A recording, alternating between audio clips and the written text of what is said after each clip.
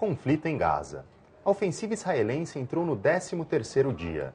Pelo menos 700 palestinos, incluindo 219 crianças, morreram desde que Israel iniciou os ataques em 27 de dezembro. Para conversar sobre o assunto, falamos com a diretora da Federação das Entidades Palestinas do Brasil, Jamile Latif. Olá, Jamile. Boa tarde. Boa tarde. Israel afirma que está apenas se defendendo. A senhora concorda com esse argumento e com os ataques?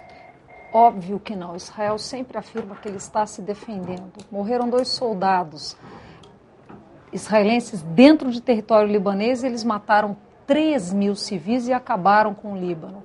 Agora, 4 israelenses, eles estão bombardeando por ar e terra, ataque em terra e ar, por 13 dias seguidos, 700 mortos, a maior parte civis, crianças. Quer dizer, a defesa ela tem que ser sempre proporcional ao ataque. Se a defesa ultrapassa o ataque, isso é uma norma, inclusive, de direito. Então, ela não é mais defesa, ela é ataque. Tá certo. Na sua opinião, o Hamas é um grupo terrorista? Não, o Hamas não é um grupo terrorista. O Hamas é um partido político que foi eleito, eleições democráticas, ou seja, foi a escolha do povo palestino. A questão terrorista é algo subjetivo, e quem diz que é terrorista é, infelizmente, o vencedor na história. Um dia, Tiradentes foi considerado terrorista pelos portugueses. Os índios Apache e Sioux eram terroristas para os brancos norte-americanos.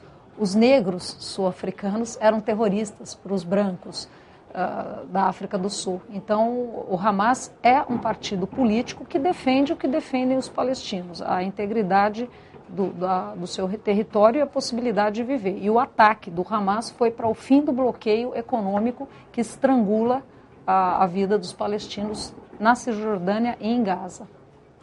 Em relação ao conflito, Israel diz que a crise humanitária em Gaza ela não é grave e que o país está fazendo o possível pela população civil. A Cruz Vermelha e outros organismos já dizem o contrário, acusam Israel de não prestar ajuda aos feridos. Na sua opinião, Israel está tomando as medidas necessárias para diminuir a crise humanitária em Gaza? Não, com certeza não. O que dizem todas as instituições não israelenses, inclusive israelenses, dizem é o contrário. O sofrimento da população é muito grande. Por quê? Agora, essas 3 horas não são suficientes. As pessoas não têm água, as pessoas não têm alimento, as pessoas estão nos hospitais. As imagens que a Al Jazeera mostra são de pessoas no chão, sendo atendidas no chão. Algumas não conseguem nem ter atendimento, não tem médico suficiente, não tem enfermeiro, não tem medicamento, não tem morfina, não tem amputação sem morfina. É indigno o sofrimento daquelas pessoas. Até para a dor, ultrapassou qualquer limite de dignidade humana. Israel nada está fazendo, muito pelo contrário. É algo proposital mesmo para que essas pessoas, essa população palestina, não se esqueça do sofrimento e até para forçar um êxodo. E qual seria, então, na sua opinião, a melhor solução para encerrar este conflito que está ocorrendo agora em Gaza? Ok, para encerrar o conflito, não adianta encerrar este e começar outro. A única possibilidade de paz, existem 2 possibilidades. Uma é a paz que fizeram os norte-americanos brancos em relação aos índios. Mataram, dizimaram, tudo bem. Paz do cemitério, aquele que eu quero expulsar da sua terra, eu mato. Que me parece que é a opção israelense, infelizmente. E a segunda é a opção da justiça. O que pedem os palestinos? Os palestinos pedem o que foi a Palestina, uma terra em que todos conviveram. A Palestina não tem histórico de intolerância religiosa. Os palestinos eram judeus, cristãos e muçulmanos, e convivíamos bem até a criação de Israel em 1947.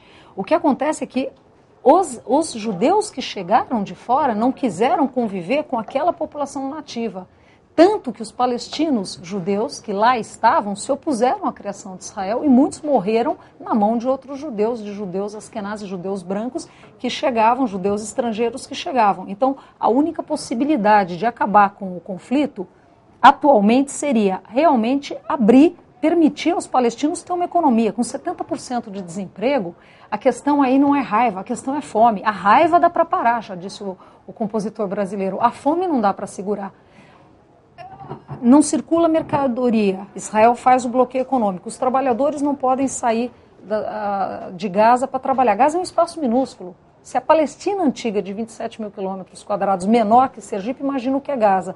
Não existe economia só naquele pedaço. Precisam ter circulação. As mercadorias não circulam, as indústrias estão fechadas, corte de água, corte de energia elétrica, já antes do conflito. Gaza vive sem água, Cisjordânia também vive sem água, sem energia elétrica. É outra qualidade em relação do que existe para a população judaica. A população árabe não tem a mesma qualidade de serviço que tem a população judaica pagando impostos. Então, enquanto não tiver uma condição mínima de sobrevivência, ou seja, enquanto houver fome, a raiva persiste. Então, o fim do conflito é dignidade humana, possibilidade de uma economia que funcione para os palestinos. Tá certo. Na sua opinião, qual que é o papel dos Estados Unidos e da ONU neste conflito? Como que eles devem atuar? Tá. A ONU e os Estados Unidos são diretamente responsáveis pelo conflito. Por quê?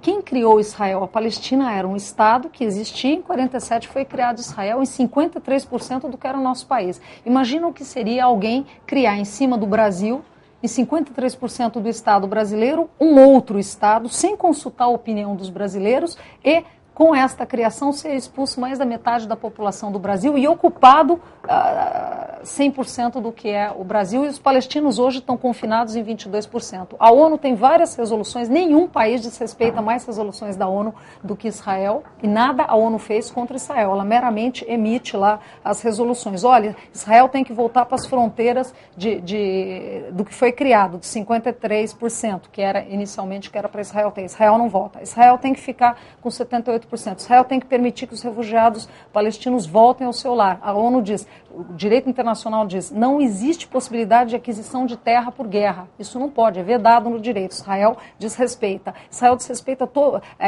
a pena, a individualização da pena. Diz o direito internacional que se você comete um crime, só você pode pagar pelo crime. Em Israel, se tem um suicida, a família inteira perde a casa porque eles vão dinamitar a casa. Então, enquanto a ONU fizer vista grossa para isso, enquanto os Estados Unidos, inclusive, proteger Israel com doações de dinheiro, com armamento, o armamento que mata os palestinos é grande parte made in USA e o dinheiro vem também dos Estados Unidos. Então, eles precisam cortar essa ajuda e colocar realmente sanções econômicas para Israel. Se o Iraque, por uma mera suspeita de armamento que no final foi comprovado que não havia, foi bombardeado e arrasado, então minimamente que se crie mecanismos de bloqueio econômico, enfim, alguma coisa para fazer com que Israel respeite as normas de direito internacional.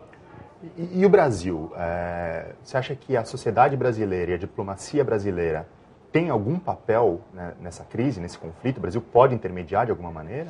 Com certeza. Eu acho que hoje no cenário internacional é impressionante como o Brasil cada vez mais tem respeito dentro das comunidades no exterior para isso. O Brasil tem um grande exemplo. A convivência, não existe conflito étnico no Brasil. Existe racismo, mas não conflito étnico no Brasil. As comunidades judaica e árabe convivem sem problema nenhum no Brasil. Então o Brasil tem, primeiro, o exemplo, segundo, simpatia. Né? O brasileiro ele é cativante realmente e ele tem um grande papel. Acredito até que se existe uma possibilidade de uma boa negociação, acredito que ela deveria começar no Brasil. Eu acho que o Brasil seria realmente o Estado com maior aptidão e com respeito, porque não é possível os palestinos respeitarem os Estados Unidos com todo o comportamento racista em relação aos palestinos. A tradição racista, inclusive, dos Estados Unidos, ao contrário do Brasil. Então, eu vejo realmente no Brasil um grande mediador nessas negociações. Tá certo então, Jamile. Muito obrigado pela entrevista. Eu que agradeço.